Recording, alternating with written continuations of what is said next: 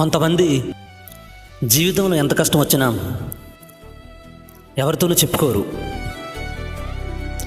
బాధ్యతలు ఉంటాయి, సమస్యలు ఉంటాయి.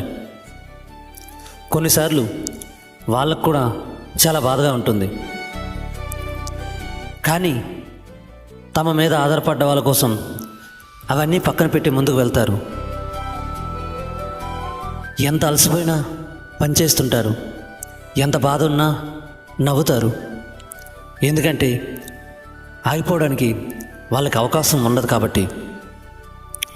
జీవితంలో ఎన్ని కష్టాలు వచ్చినా